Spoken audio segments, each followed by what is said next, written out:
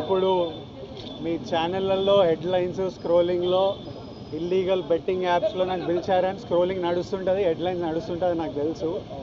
కానీ ఫస్ట్ దాన్ని gaming apps clarification గురించి విజయ్ దేవరకొండని పిలిచారు అని ఫస్ట్ ఆ హెడ్లైన్ మీరు నా గురించి మార్చాలి.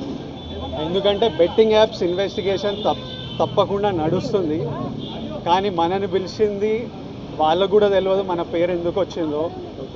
బట్ మన పేరు వచ్చినందుకు వాళ్ళు వెరిఫికేషన్ చేసుకొని వాళ్ళ డెలిజెన్స్ తీసుకోవాలి.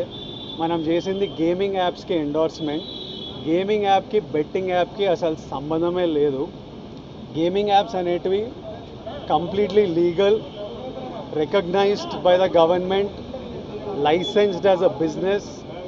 వాళ్ళకి జిఎస్టీలు, టీడీఎస్లు, కంపెనీలు, it's fully registered, recognised by supreme court and various state governments. అది గేమింగ్ యాప్. అటువంటిది A23. ఇప్పుడు క్విక్గా డౌట్ ఉన్న వాళ్ళకి క్విక్గా మీరు గూగుల్లోకి వెళ్ళి టాప్ గేమింగ్ యాప్స్ అని కొడితే కొన్ని వస్తాయి. A23తో సహా My11 Circle, Dream11, NPL, జుపీ ఇట్లాంటివి కొన్ని వస్తాయి.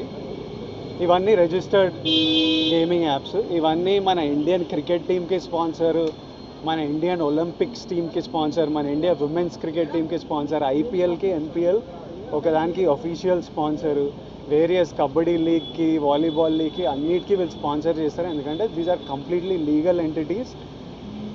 ఇండియన్ ఒలింపిక్స్ టీమ్కి స్పాన్సర్ చేయాలంటే లీగల్ ఉండాలా వద్దా? సో ఫస్ట్ ఆఫ్ ఆల్ ఈ గేమింగ్ యాప్స్ని, ఇల్లీగల్ బెట్టింగ్ యాప్స్ని మీరు సపరేట్ చేయాలి. అది జర్నలిస్ట్గా మీ రెస్పాన్సిబిలిటీ. నా మీద మీకు ఆ రెస్పాన్సిబిలిటీ ఉండాలని కోరుకున్నా. కానీ మన పేరు వచ్చింది కాబట్టి కొన్ని క్లారిఫికేషన్స్ అడిగారు. ఆ clarification account details, transaction details ఏంటి ఆ కంపెనీ అవన్నీ పంపించేసినాము. ఇంతటితో సమాప్తం. Thank you.